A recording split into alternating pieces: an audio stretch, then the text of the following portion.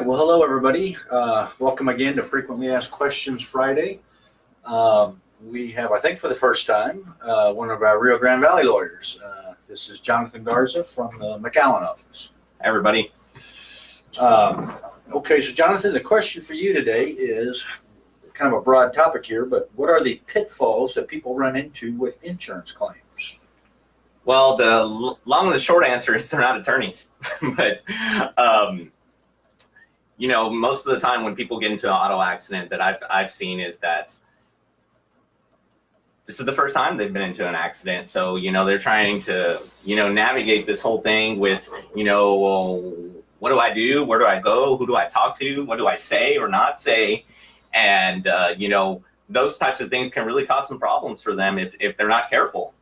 And that's one of the big reasons why they come to people like us, you know, personal injury attorneys to seek some guidance and some help.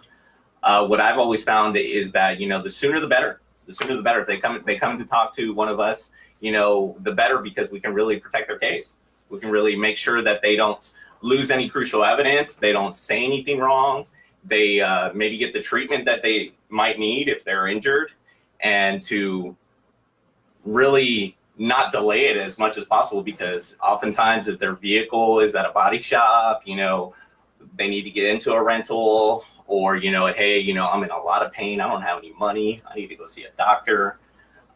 You know, so those are right off the bat, you know, those are the critical things that, you know, I've noticed whenever people have gotten to an accident and they come to us and it's a few weeks after the accident that, you know what, I'm lost. Yeah. And it's not surprising. We do this every day, you and I, Greg, but the average Joe doesn't. So it's really a tough situation to be in. On top of that, you know, you've got, you know, a vehicle that's messed up, you're hurt. And so it's a lot. So the one thing I would caution people is to, if you're ever in an auto accident, you know, seek legal representation right away, because, you know, you're not expected to know all the answers, and you really could hurt yourself if you do more than anything the wrong thing. And, you know, that's why call one of us. We can help you avoid some of those early pitfalls with, you know, hey, did you call the cops? Did you go to an ambulance? Did you go to the hospital? Did you know, have you gone to the doctor yet? Where is your vehicle at? You know, and so those types of questions are what I would say people run into most often when they come to us with an auto accident case. All right. So let's say somebody is injured in a car accident, and their car is totaled and they don't have a way to get around. And so they don't go to the doctor. Mm-hmm. Or they think, well, you know what, I think I'll just take a bunch of Tylenol and I can tough it out for a while. And let's say they delay going to the doctor for 2-3 weeks. What happens to the value of their claim? Well, it's hurt in the sense that, you know, you and I are sitting here and somebody comes to you 3 or 4 weeks after an accident in that type of situation, and like, well, what took you so long to come talk to anybody? Were you not hurt at the beginning? And these types of questions are, if you ever have to take this to court, you're gonna have 12 people sitting there asking you the same thing. And you know, I tell them oftentimes is, you know, hey, that stuff's not gonna look good with those 12 people that are there, because, you know, they're gonna see you like, well, you know, I'm really, really hurt, but you also took a month before you went to go see anybody. So it's kind of is it that or not? Even a week is too long in a lot of cases, right? Absolutely, because, you know, because it ends up hurting you at the end. You know, you're saying, hey, my case is a $25,000 case. You know, that 1 week of treatment, you know, could be the difference between getting $10,000 and $25,000, or it could be the difference from getting anything. Right. I've actually had jurors, you know, say, well, I know if I were hurt, I'd have gone to the doctor immediately. Yeah. Since your client didn't go to the doctor immediately, you know, I just don't think he was that hurt. And oftentimes, you know, I hear from clients that, well, it's because I didn't have the money. It's like, well, if you're that hurt, you'd move heaven and earth to find some way to go to a doctor. And that's why a lot of times, and that's why we recommend, you know, come to see somebody like us. Oftentimes we may be able to help you with finding a doctor that might wait until the resolution of your case, to say, okay, you know what, we'll wait till it's resolved before we start billing you, because, you know, that's a big hurdle that a lot of people encounter. I don't have the money to go see a doctor. And how do I'm hurt, but I don't have the money. No. Mm-hmm. And and you think jurors would be sympathetic to that, but a lot of times they're not, because the defense lawyer gets up there and argues, we all know if you're hurting that bad, you find some way to get to the doctor. And a lot of people are, let's say they're just too proud to borrow money to go to a doctor, or, too proud to ask. Well, that just ends up hurting them. And so, they got to find a way to go. And so if they come to us, we can get them to a doctor who, like you said, will say, hey, I'll treat your client. And then when the case settles, then you can pay me back. Yeah. And it's a win-win, for, the person that's hurt getting the treatment and, the value of the case, because, if you're able to get that treatment that you need, you'd be able to get it paid for and then pay them back at the end. So, that's what happens when you come see and get legal representation. Oftentimes you're able to find a doctor that will work with you in these types of situations. So it's of utmost importance that you do that. Now, what kind of evidence can be lost if you don't act on it immediately? Well, witnesses are one big thing. If you happen to get a police report, which I would definitely recommend, no matter how big or small the accident is, get a police report, because you have an independent third party saying that, hey, licensed, police officer that says, okay, this is how the accident happened. It really did take place. You're not just looking for a quick buck. And, so that's one piece of evidence. Secondly is, there's somebody that stopped to render aid. That's a piece of evidence. If those witness statements are going to become stale, like we like to call it, because, they'll forget, they won't know, or if it's a bigger accident, it's what's it called, the electronic box that's on a 18-wheeler, for instance, or if it's on a regular vehicle, they have their little module that tells you, the distance traveled, how hard did they press the brake, yes, those types of things. So those are critical things that, the longer it goes by, the more likely it's to be gone. What about cell phones? The cell phone's the same thing. You might lose it. You might change a phone number. You might, it might break, or if you can't get that person, you may never find the number. So, it's very critical, get all the information possible, and one of the best ways is to contact the police. They'll get all the vital information down to the other driver. And oftentimes you'll get a phone number, and, that will get, hey, was this person on a cell phone? Is that why they caused the accident? Yeah, that's more what I meant, is getting those phone records of the other person, driving the vehicle. What if they were texting and driving and not paying attention? Yeah, and throughout the state, I believe it's become law throughout the state where you can't be on your phone texting at all. Right. So it's very critical at the beginning. This information can be lost the longer you wait. What about, you said something about giving statements or saying something wrong. What are you referring to there?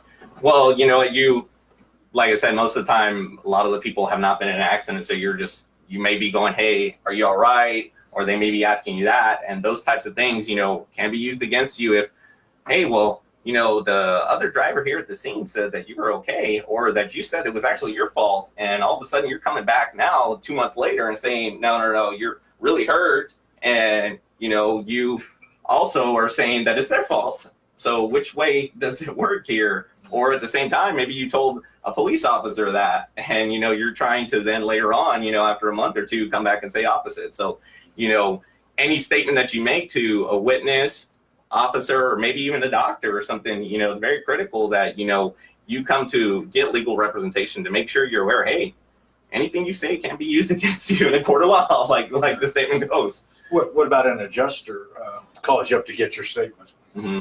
And that's another thing. You're in a position where these people know they do this for a living, and you think you're being upfront and honest, and they may even act like your best friend, hey, just talk to me, tell me what happened. And, you're a little bit loose with the tongue, and you're not really knowing what you're doing. And they know absolutely what they're doing is to try to lower your case, try to diminish your case in any which way they can, whether it be like, what, hey, this was not a big accident, or, hey, you're not really hurt.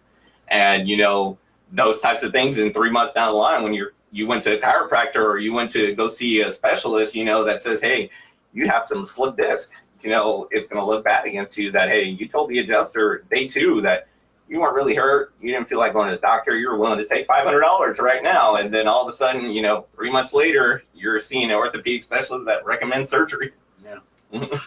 So probably best not to talk to an adjuster unless you got your attorney with you. Absolutely. And you know, if you do hire an attorney, like we would recommend, it's let your attorney do the talking. We do this every day for a living. We know the tactics of adjusters, insurance companies, and all their job is to try to lower the value of your case and really hurt you with giving you less than what you deserve. Mm-hmm. What about Facebook, Twitter, Instagram, Snapchat? What kind of mistakes can people make on there that might hurt their case? Well, same type of thing. You know, if you ever have to take your case to court, you know, you have the 12 people that are sitting there and you're making a claim that, you know, look at how bad that I'm hurt. I wasn't able to go jog for 2 months, you know, and that's my favorite thing to do. Yet first thing the defense attorney comes up there and shows this picture of you partying there on South Padre Island, they're having a couple Coronas, and you know you're there on your jet skis or you're surfing, and you know those types of things can really hurt your case. So you know it's best to, you know, kind of make sure that, you know, you're being smart with whatever you do social media wise. If you're active on social media, don't necessarily stop. You know, it's just that, you know what, if you're really hurt, they are going to be looking at those things. So it's got to match up. If you're saying you're really hurt, it's not going to look good if you're out skiing in Colorado the next day, you know? All right. Okay. Well, I think that pretty much covers that. If you think of anything else, we'll cover it in a future FAQ. So let me just go ahead and wrap up and mention a few things. Our scholarship. Again, the essay is what changes can be made to decrease distractions with technology in motor vehicles. Just write an essay. Deadline's December 1st. First prize is $2,500. Second prize is $1,500. Third prize is $1,000. Go to our website, to the scholarship page, and you can download the forms. Just get them in. December 1st is coming up before you know it. Less than 60 days now. So. All right. Next, we're having a blood drive at our office on October 18th from 1 o'clock to 5 o'clock. Please come by and give blood because, you know, anytime somebody's in a bad accident or something, they lose blood and they got to get blood someplace. So please come by and give some blood. If you do, Herrman Herrman is going to give you free T-shirts and snacks. So takes about 30 minutes. You're going to be fine afterwards. You know, if there's some reason you can't give blood, the nurses will tell you, but, you know, at least stop by and say hi and, you know, give some blood if you're eligible. Next, Herrman Herrman is sponsoring the photo booth at the Making Strides 5K, which is next weekend? 20th? Okay, October 20th. The Making Strides 5K for breast cancer. Come by the photo booth and get your picture taken by yourself or with your friends. Oh, it's right here. Check-in time 7 a.m. and the walk starts at 9 a.m. So I guess if you're running 7 a.m., if you're walking 9 a.m., and I think we're going to have some teams in there too, right? We have walking and running teams or just both? Both. Okay. All right. And then Lucha Kaboom, that is the wrestling match, the Mexican wrestling guys that wear the masks.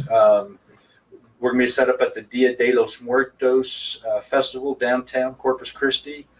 The first match, and that's on October 27th, Saturday the 27th. The first match begins at 7 p.m.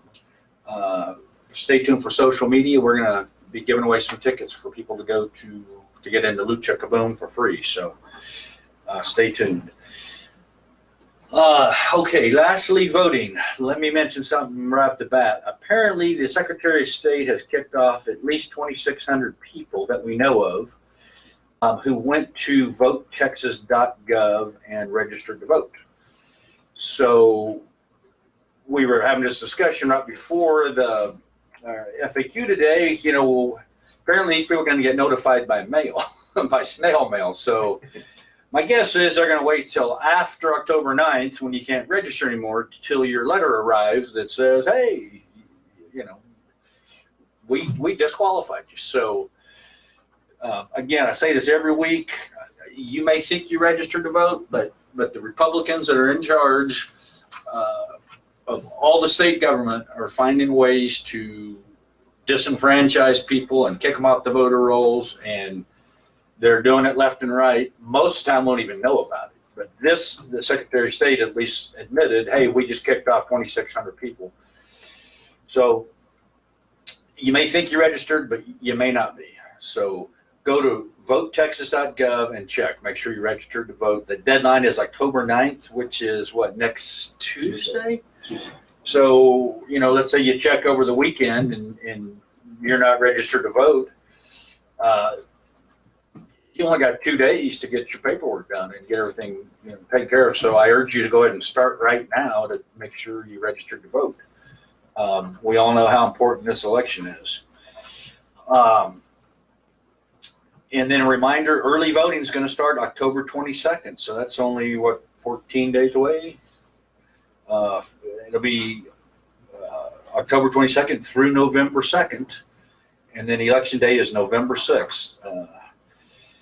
And remember, when you go vote, you're going to get a little sticker that says I voted, and you can put it on your clothing if you want, or you can just bring in that little sticker. But either way, come by here with your sticker, and Herrman Herrman will give you a complimentary swag bag just for voting, and you'll be entered for a drawing to win a $250 Visa gift card. So just come by here after you vote and get your swag bag and get registered to win that $250 gift card. So thank you guys very much. Jonathan, thank you. Thank you, sir. Appreciate you coming all the way up from McAllen. No problem. For our FAQ. So we will see you guys next week. Same time, same channel.